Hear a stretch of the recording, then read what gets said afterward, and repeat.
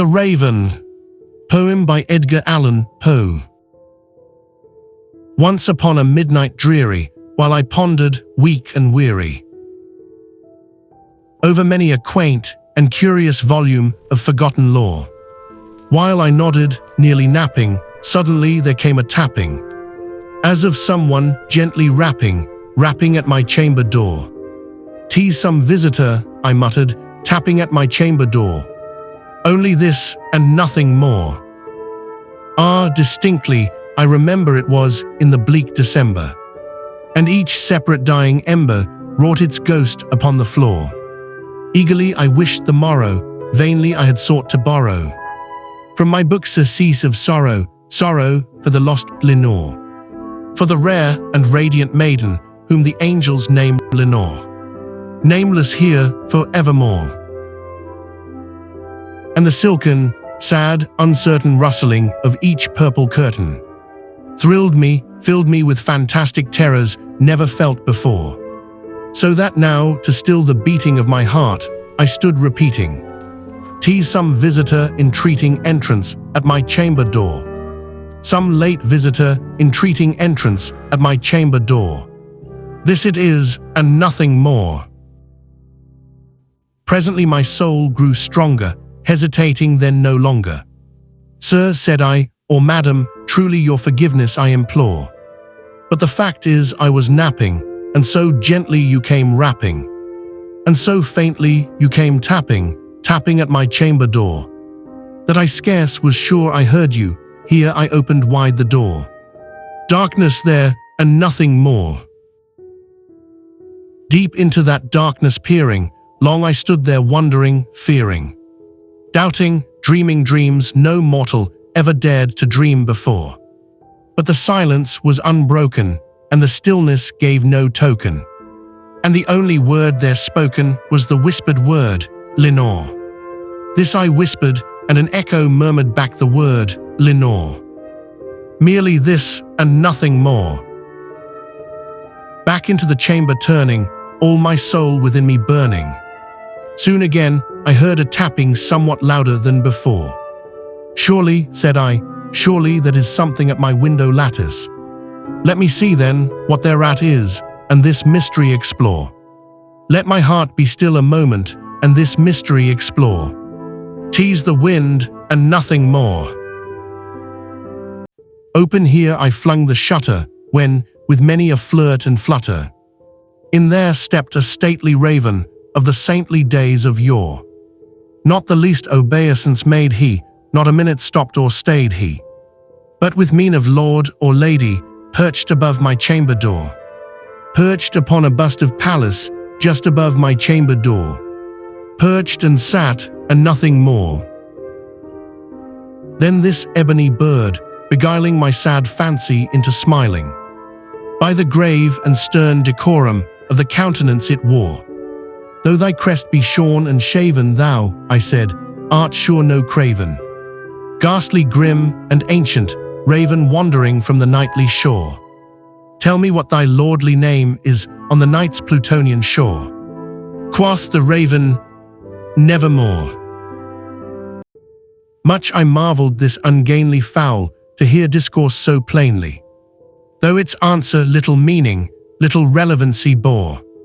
For we cannot help agreeing that no living human being ever yet was blessed with seeing bird above his chamber door, bird or beast upon the sculptured bust above his chamber door, with such name as Nevermore. But the raven, sitting lonely on the placid bust, spoke only that one word, as if his soul in that one word he did outpour. Nothing farther then he uttered, not a feather then he fluttered, till I scarcely more than muttered, "Other friends have flown before. On the morrow he will leave me, as my hopes have flown before." Then the bird said, "Nevermore." Startled at the stillness broken by reply so aptly spoken. "Doubtless," said I, "what it utters is its only stock and store, caught from some unhappy master, whom unmerciful disaster followed fast and followed faster, till his songs one burden bore, till the dirges of his hope that melancholy burden bore, of never, nevermore. But the raven, still beguiling all my fancy into smiling.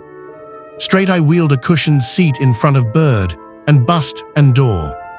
Then, upon the velvet sinking, I betook myself to linking fancy unto fancy, thinking what this ominous bird of yore, what this grim, ungainly, ghastly, gaunt, and ominous bird of yore meant in croaking nevermore. This I sat engaged in guessing, but no syllable expressing, to the fowl whose fiery eyes now burned into my bosom's core. This and more I sat divining, with my head at ease reclining on the cushion's velvet lining that the lamplight gloated o'er, but whose velvet violet lining with the lamplight gloating o'er she shall press, nevermore. Then methought the air grew denser, perfumed from an unseen censer, swung by seraphim whose footfalls tinkled on the tufted floor. Wretch, I cried, thy God hath lent thee, by these angels he hath sent thee respite, respite, and nepenthe from thy memories of Lenore. Quaff, oh quaff this kind nepenthe, and forget this lost Lenore. Quoth the raven, nevermore. Prophet, said I, thing of evil, prophet still if bird or devil, whether tempter sent, or whether tempest tossed thee here ashore, desolate yet all undaunted, on this desert land enchanted, on this home by horror haunted, tell me truly, I implore. Is there balm in Gilead? Tell me, I implore. Quoth the raven, nevermore.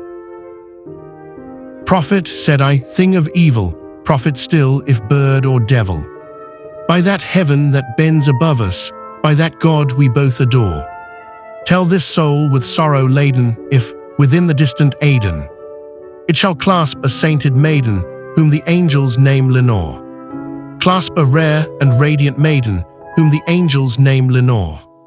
Quoth the raven, nevermore. Be that word our sign of parting, bird or fiend, I shrieked, upstarting. Get thee back into the tempest and the night's Plutonian shore.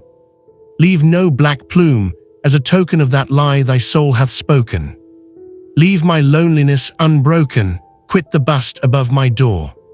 Take thy beak from out my heart, and take thy form from off my door. Quoth the raven, nevermore. And the raven, never flitting, still is sitting, on the pallid bust of Pallas, just above my chamber door. And his eyes have all the seeming of a demon's that is dreaming, and the lamplight o'er him streaming throws his shadow on the floor, and my soul from out that shadow that lies floating on the floor shall be lifted nevermore.